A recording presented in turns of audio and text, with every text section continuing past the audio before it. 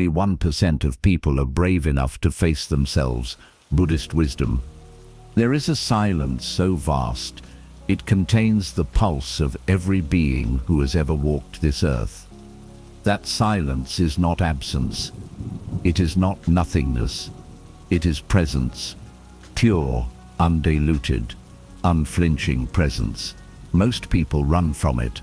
They distract themselves, fill their lives with noise, with ambition, with desire and fear, with illusion. But a rare few, just 1%, have the courage to turn inward, to sit with that silence, to listen to the truth echoing in the depths of their being. And that truth? It is not always gentle. It is not always easy. It does not flatter the ego. It does not promise comfort. But it liberates. It heals. It transforms. The Buddha did not seek to change the world by conquering it. He sought to change the world by conquering the self. He did not instruct his followers to build empires or write scriptures or perform miracles. He asked only one thing: look deeply, see clearly, be awake. You see, we live as if asleep. We mistake our thoughts for truth. We mistake our opinions for reality. We mistake the passing clouds of emotion for the sky of our being. And yet, when we dare to stop, truly stop, and observe without judgment, something ancient awakens within us, something sacred, something free. The path is not easy, but it is simple. It begins with seeing things as they are. This is right view, not to distort reality to fit our preferences, but to bow before it in humility, to see suffering as it is, to see the causes of suffering, to see the possibility of freedom, and to walk the path that leads there. And that path begins with the mind. The mind is not your enemy. It is also not your friend. It is your mirror, and what you place before it, it reflects. Most place fear, most place craving, most place identity, and so they see a distorted self, full of lack and separation. But if you place before the mind stillness, compassion, awareness, it becomes a gateway. To walk the path of the Buddha is not to become someone else. It is to unbecome, to peel away the layers of delusion, and see that there was never a self to protect, never a battle to win, never an enemy outside. To think clearly is to suffer less. To believe with wisdom is to live without clinging. To act from stillness is to touch the heart of life itself. How many live their lives never questioning their thoughts? How many go to war based on emotion, defend illusions, destroy relationships, abandon themselves, all because they never pause to ask, is this true? The Buddha did not teach blind faith. He taught direct seeing. Ipasiko, come and see for yourself, not because a monk told you, not because a scripture says so, but because your own suffering is real, and so too is the path out of it. And so we begin, not with changing the world, but with changing the lens through which we view the world, and that lens is thought. Watch the mind, watch how it clings to praise and runs from blame. Watch how it builds castles out of praise and dungeons out of criticism. Watch how it tells you day after day that you are not enough, that you must become, must achieve, must be someone. And now, breathe. Just notice the breath as it enters and leaves the body, not because it is special, but because it is here, and the mind, when anchored to the breath, cannot wander so far. It becomes a servant, not a master. It becomes quiet, and in that quiet, you will notice something remarkable. You are not your thoughts, you are not your feelings, you are not your story. You are the awareness behind them, the witness, the presence, and from that awareness arises right thought, thoughts that do not bind, but liberate, thoughts rooted in compassion, in letting go, in harmlessness, thoughts that do not agitate the heart, but soothe it. This is the beginning of wisdom, not in knowing more, but in needing less, not in controlling the world, but in understanding the nature of the one who seeks control. The more you understand your own mind, the less it controls you, the less you are tossed by its storms, the more you rest in its oceanic depth. There is a fire in every being, a fire of craving, of becoming, of never enough. The Buddha called it tama, thirst, and unless we understand this fire, we will be consumed by it. But if we learn to sit in the fire without being burned, if we learn to see its flickering for what it is, impermanent, insubstantial, we are no longer prisoners, we are free. And that freedom, it does not come wrapped in ecstasy. It comes wrapped in silence, in simplicity, in stillness. That is why so few choose it. That is why it belongs to the brave, to the 1% who are willing to face themselves, to look into the mirror and not flinch, to embrace both shadow and light, to say, I will no longer run, I will no longer cling, I will no longer sleep, I will see, I will awaken. But to awaken is not to escape the world. It is to finally walk in it with eyes open, to see the suffering without becoming it, to feel the pain without clinging to it, to hold joy without demanding it stays, to meet the world with presence again and again. And that presence is not passive, it is not submission. It is the deepest act of courage, to face each moment as it is, not as you wish it to be, to live without the veil of denial, to no longer numb yourself with distraction or justify suffering with stories. True belief, as the Buddha taught, is not belief in dogma. It is belief that liberation is possible, that suffering can end, that you can wake up, that this mind, so wild and scattered, can become still, that this heart, so guarded and fearful, can become vast like the sky. But that belief must be grounded in direct experience. You do not need to accept anything on faith. You do not need to wear robes or chant sutras or shave your head. You only need to sit, to breathe, to observe. The breath is the gateway. It is always here, and the one who watches the breath, that is the doorway to all wisdom. And once you begin to observe, truly observe, the illusion begins to crumble, the illusion that you are separate, that your worth depends on how others see you, that you must become something other than what you are. What you are is enough. In fact, what you are is beyond enough, because what you are is not a thing at all. It is awareness, and awareness is not born, does not die, does not grasp. It simply is. All the teachings of the Buddha, all the vast volumes of scripture, point to one thing: suffering exists, and there is a way out. That way is not a belief system, it is a training, a discipline of heart and mind. It is a vision so clear that it cuts through illusion. It is a presence so deep it stills the storm. And from that vision, a new kind of seeing arises, not with the eyes, but with the heart. Clarity is not about understanding more. It is about being less entangled, less clouded by desire, by fear, by anger. It is the clarity of a mountain lake, unshaken by wind, reflecting all things just as they are. And when the mind becomes that still, something profound is revealed. We are all connected. Your suffering is not separate from mine. Your liberation is mine too. And so belief gives way to compassion, not sentimentality, not pity, but fierce, unwavering compassion, the kind that sees clearly and still chooses love, and from that love arises purpose, not the kind defined by career or achievement, but by presence. The purpose of life is not to become great, it is to become free, and in that freedom, you will find that every act, no matter how small, becomes sacred. Washing a dish, holding a child, listening to the wind, every moment is a doorway to the divine.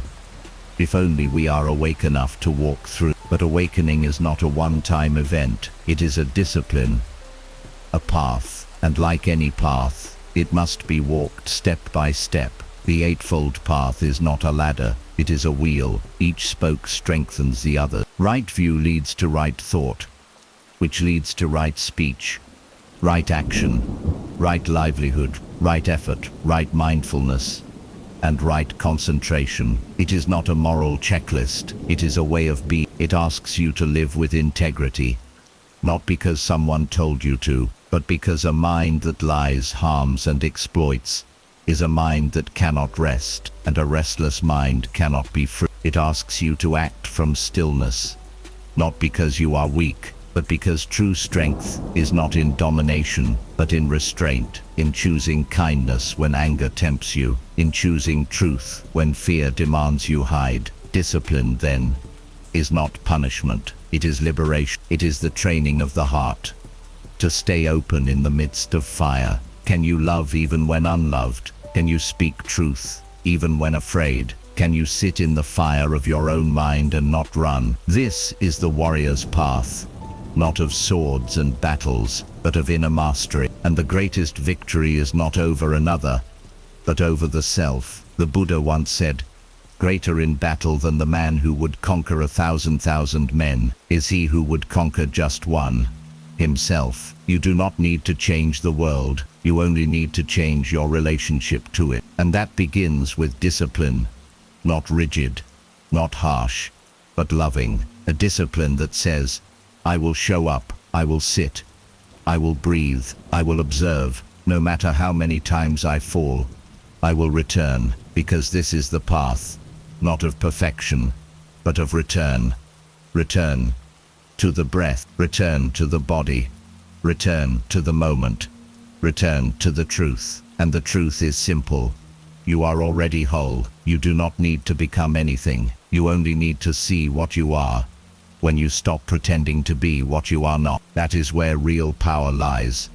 Not in control, but in surrender. Not in possession, but in release. Not in noise, but in silence. The silence where the Buddha still speaks. The silence where your true self waits. The silence where the path begins. In that silence, clarity deepens. Not the sharpness of intellect, but the clarity of presence. A vision that sees not just with the eyes, but with the soul. You begin to recognize that all things arise and pass, that nothing you cling to will last. And in that knowing, the clutching begins to soften. This is not despair, it is liberation. When you no longer need things to stay, you begin to love them more deeply. When you no longer demand permanence, you begin to taste eternity in the fleeting. This is right vision, to see the impermanence of all things, not as a threat, but as a gift. To walk through life knowing that every moment is precious, every encounter sacred, every breath unrepeatable. To see suffering not as punishment, but as teacher. To see desire not as sin, but as signal. To see anger not as failure, but as an invitation to look more deeply. And when the vision clears, you begin to move with a different kind of purpose, not driven by greed or fear, but by wisdom, by love, by peace. That purpose does not scream, it does not clamor. It whispers, quiet, steady, certain. And to follow it requires courage. To live with purpose is to walk against the tide of the world. While others chase applause, you seek alignment. While others seek more, you seek enough. While others run from pain, you lean into it, asking, what is this here to teach me? Your purpose is not a title. It is not found in a resume. It is not something you discover out there. It is who you become in here, in the furnace of stillness, in the silence of awareness, in the fire of discipline. And it is sustained not by willpower alone, but by joy. Yes, because when the mind is free from craving, when the heart is untangled from fear, a natural joy arises, not the thrill of stimulation, but the peace of presence. A joy that needs no reason, a joy that exists because you do. But to live with such joy, you must also live with intention, with right effort. Effort, not in the sense of striving or grasping, but in the sense of tending, like a gardener with her soil, like a monk with his breath. Right effort is the energy of care. It is how you show up, not perfectly, but faithfully. It is the choice, every day, to guard the gates of the mind, to not water the seeds of hatred, of greed, of delusion, to water instead the seeds of love, of generosity, of truth. And when you live with such intention, your actions change, no longer driven by impulse, but by insight, no longer reactive, but responsive, no longer seeking to win, but to serve. And in that service, you find the deepest kind of fulfillment, not in recognition, but in resonance. You begin to act in alignment with your own soul. You do what is right, not because someone is watching, but because you are. And that is the beginning of true integrity, to live in such a way that your inner and outer lives match, that your speech, your thoughts, your actions flow from the same source, to say only what is true, to act only from love, to live only what you know. And as this alignment deepens, you begin to discover something astonishing. The external world may remain chaotic, but your inner world becomes still, and from that stillness, a new kind of power is born. Not power over others, but power within yourself. The power to choose presence over distraction. The power to choose compassion over reactivity. The power to choose discipline over indulgence. And that choice, made again and again, becomes your path. You begin to realize it was never about achieving more, it was about being more. Being more present, more grounded, more free. And in this space of being, a deep gratitude arises, not for possessions, but for awareness, not for accolades, but for the ability to see, to feel, to walk this earth with open eyes. Gratitude is not an obligation. It is not a practice you check off a list. It is the spontaneous song of a heart that no longer clings. It is what arises when you understand nothing is promised, and yet everything is given. You did not earn this breath. It was gifted to you. You did not earn the sunrise. It is a blessing, renewed each morning. You did not earn the love you receive. It flows through the mystery of life like the wind. And when you live with such gratitude, every moment becomes sacred. Even pain becomes holy. Even sorrow becomes a doorway. Even endings become beginnings. You begin to bow to it all, not out of submission, but out of reverence, because you see now, life is not something to master, it is something to meet, with openness, with humility, with awe. And in that meeting, you are no longer a seeker. You are home, not in a place, not in a role, but in a presence that cannot be taken away. And that presence is, you are not the thoughts. You are the awareness. You are not the roles. You are the stillness behind them. You are not the story. You are the silence in which the story unfolds. And when you know this, not as an idea, but as a lived truth, you are free. But freedom is not an escape. It is not a hiding place. Freedom is participation without attachment.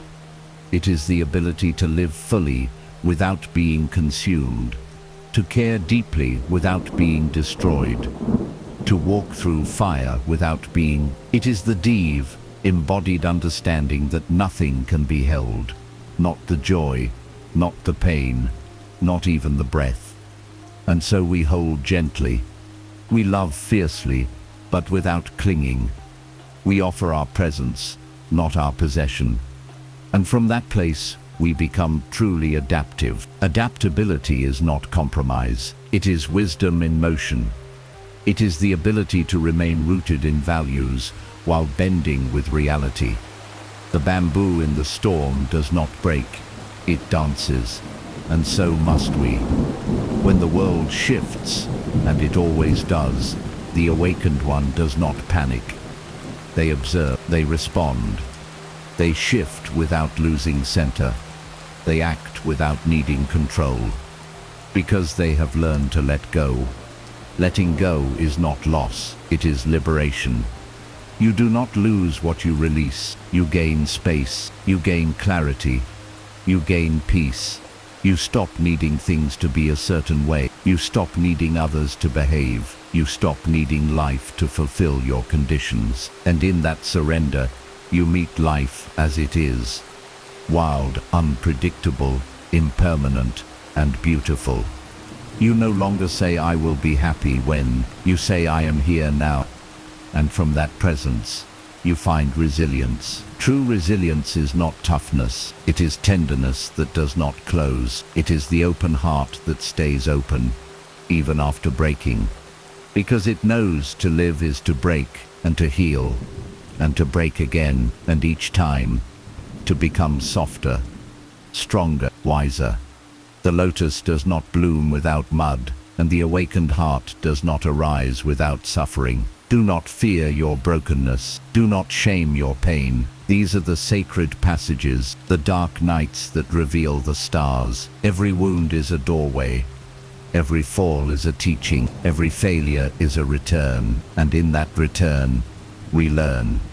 Learning is not accumulation. It is release. It is the unlearning of illusion, the dismantling of false identity, the quieting of the mind's demands. We do not become wise by gathering more. We become wise by letting go of what we never needed, by returning again and again to the breath, to the body, to the moment. And when we live in this way, learning is constant, not in books but in presence. The wind becomes a teacher, the silence becomes a scripture, the stranger becomes a mirror, and we begin to see there is no separation between us and the world, between self and other, between question and answer.